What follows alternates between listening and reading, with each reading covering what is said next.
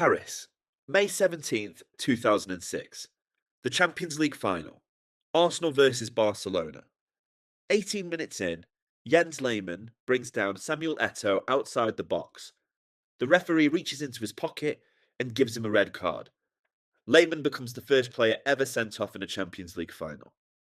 10 men, 70 minutes still to play against Barcelona. And somehow, they score. Sol Campbell with a header and made it 1-0. Arsenal are leading the Champions League final with 10 men. For the next 45 minutes, they defend like their lives depend on it. And then, 2 goals in the last 14 minutes, Barcelona won it 2-1. The referee later admitted that he got the decision wrong, that he should have let play continue, that Lehmann should never have been sent off. Arsenal have never been back since. 20 years, 4 managers, billions spent. And not once have they got back to the biggest night in club football. Until now. May 30th, in Budapest, Arsenal versus PSG.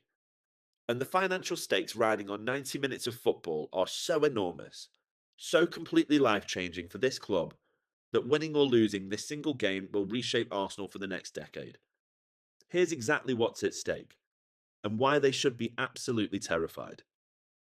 To understand what Budapest actually means, you need to understand what the last 20 years have cost Arsenal financially. When Lehmann got that red card in Paris, Arsenal were one of the most powerful clubs in Europe. Wenger's Invincibles had gone an entire Premier League season unbeaten in 2004. The future looked spectacular. And then they built the Emirates Stadium. £390 million. One of the most ambitious construction projects in the history of English football. And to fund it, Arsenal had to do something that still makes their fans wince. They sold everyone. Cesc Fabregas, the midfielder who had joined Arsenal's academy at 16, the heartbeat of the team, sold to Barcelona for £35 million in 2011. Samir Nasri, gone to Manchester City. Gael Clichy, gone to Manchester City. Emmanuel Adebayor, gone to Manchester City. Robin van Persie, sold to Manchester United for £24 million. The man who had been Arsenal's captain, their best player, the top scorer in the Premier League. And to make it worse, Van Persie then scored a hat-trick against Aston Villa the following season that handed Manchester United the title, one that Arsenal were competing for. That one still hurts. Year after year, the same story. Build, sell, repeat. The Emirates was built. The debt was being managed. But the trophies stopped coming. Arsenal went from 2005 to 2014 without a single piece of silverware. 9 years. The self-proclaimed Bank of England club, selling their best players to balance the books while their rivals spent freely. And then, it got worse. In 2017, Arsenal finished 5th and missed out on Champions League football for the first time in 20 years. That was the beginning of a 6-year absence from Europe's top table that proved to be financially devastating. Champions League football doesn't just bring prize money. It brings commercial uplift. Sponsors pay more. Broadcast deals improve. Players want to join. Everything compounds upwards when you're competing at the highest level.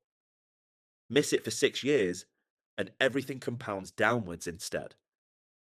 According to Swiss Ramble, Arsenal's revenue in 2021-2022, when they had no European football at all due to finishing 8th the season prior, left them significantly behind their rivals. The club that had once been financially self-sufficient was now posting losses year after year. A £107 million loss in 2021 alone. Stan Kroenke, the American billionaire who had taken full control in 2018, faced a simple choice. Put money in, or watch the club fall further behind. He chose to put money in, and he appointed a manager who would eventually justify every single penny. When Mikel Arteta took the job in December 2019, Arsenal were 10th in the Premier League. His first move essentially was to tear it down and start again. Mesut Ozil, earning a reported £350,000 a week and not playing. His contract was terminated. Pierre-Emerick Aubameyang, stripped of the captaincy after a disciplinary incident. He was sold to Barcelona for a fraction of his value. Lacazette, Mustafi, Socrates, all of them gone. In came a different kind of player, William Saliba, bought back from loan and turned into one of the best centre-backs in Europe. Gabriel, a signing that looked risky and became world class. Bukayo Saka, given the keys to the team as a teenager and became England's most important footballer. Martin Odegaard signed permanently and given the captain's armband, and Declan Rice signed for £105 million. And immediately, he justified every penny. The culture shifted completely. Arteta demanded standards that the previous dressing room hadn't had: training intensity, tactical discipline, a collective identity. It took 3 seasons to build, and then it started to show. An FA Cup in 2020, followed by the Community Shield. Back in the Champions League in 2023 for the first time in 6 years. And this season, Arsenal's best European campaign in the club's entire history. What Arsenal have done in this season's Champions League is not normal. They entered the league phase, the new expanded format with 36 clubs, and won every single game. All 8. Not one defeat. Not one draw. 8 wins from 8. The first team in Champions League history to achieve a perfect league phase record. To put that into context, Real Madrid, Barcelona, Bayern Munich, PSG, none of them have managed it. Arsenal did. They topped the table. They beat Atletico Madrid in the semi-finals, and they booked their tickets to Budapest. 20 years after Paris. The same club, different generation, same dream. Right, the money. Because this is Sports Cash Files. And the real financial story here isn't the prize money, it's what winning does to everything else. Let's use a real world example. Real Madrid won the Champions League in 2024. The following season, according to Deloitte's Football Money League, they became the first club in the history of football to generate over €1 billion in revenue in a single year. 1 billion. Driven directly by the commercial transformation that follows a Champions League title. That's the blueprint that Arsenal are chasing. Arsenal's revenue for the 2024-25 season was a record £690 million, verified by Swiss Ramble from the club's published accounts. Their commercial income hit £263 million. Their matchday revenue was £154 million. By any measure, a club in serious financial health and growing fast. But here's the gap. Real Madrid's commercial income alone last season was £510 million. Arsenal's was £263 million. That's a £247 million annual gap in commercial income alone between where Arsenal are now and where Champions League winners sit. Win Budapest, your coefficient improves, your UEFA ranking improves. Sponsors who currently pay Arsenal a certain fee start paying more because you're now champions of Europe, not just a club that's been close. New partners will emerge from markets that Arsenal haven't cracked yet. Asia, North America, the Middle East. The flywheel starts spinning faster. The direct prize money difference between winning and losing the final is relatively modest, but the commercial trajectory of a club that wins the Champions League versus one that doesn't is worth hundreds of millions over the following 5 years. This isn't just a trophy. It's the moment Arsenal either join the elite commercial tier of world football or spend another 5 years watching Real Madrid and PSG operate at a level that they can't quite reach. Now the bit that Arsenal fans don't want to think about. The opponent is Paris Saint-Germain, the reigning Champions League holders.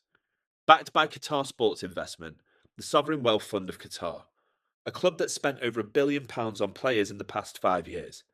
A club that beat Liverpool 4-0 on aggregate in the quarter-finals this season without even breaking a sweat. And here's the detail that makes it interesting. PSG need this too. Qatar has hosted the World Cup. Qatar will bid for the next FIFA Club World Cup. Qatar Sports Investment have spent 15 years and billions of pounds trying to win the Champions League precisely because it legitimises everything that they're building.